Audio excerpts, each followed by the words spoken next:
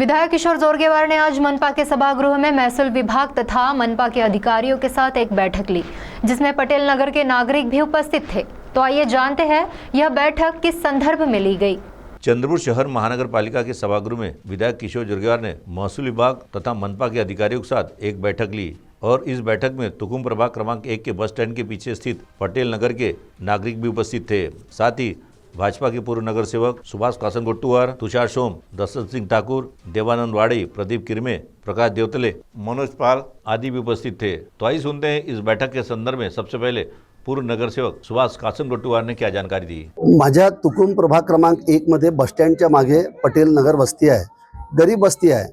त्या वस्तीतील 22 घरं रेल्वेच्या तिसऱ्या लाईनमुळे उठणार होते। रेल्वे विभागाने वारंवार नोटीस दिल्या, सार्वजनिक बांधकाम विभागाने मोजणी केली, याची अधिसूचना सुद्धा जारी झाली होती। माननीय एसडीएम साहेब, तहसीलदार साहेब, कलेक्टर साहेबांकडे आम्ही वारंवार पाठपुरावा केला। चंद्रपूरचे लोकप्रिय आमदार आदरणीय किशोरभाऊ जोरगेवार यांनी सुद्धा माननीय पवार साहेब, एसडीएम साहेब यांच्याकडे सुद्धा पाठपुरावा केला। त्यानुसार फेब्रुवारी महिन्यामध्ये महानगरपालिकेमध्ये रेल्वे विभागाकडून हा निधी जमा झाला आणि आज माननीय आमदार किशोरभाऊ जोरगेवार यांच्यासोबत या सर्व आमच्या पटेल नगर वासियांची 15 जणांची बैठक झाली आणि या बैठकीमध्ये या सर्वांना मंगळवारी 8.5 लाख रुपयांचा चेक द्यायचा ठरवलं आहे आणि मंगळवारी यांच्या अकाउंटमध्ये पैसे जमा होईल। मी पुन्हा एकदा आमचे चंद्रपूरचे लोकप्रिय आमदार आदरणीय किशोरभाऊ जोरगेवार यांना पटेल नगर वासियांकडून आणि मी ॲज अ नगरसेवक म्हणून अंतःकरणातून धन्यवाद देतो।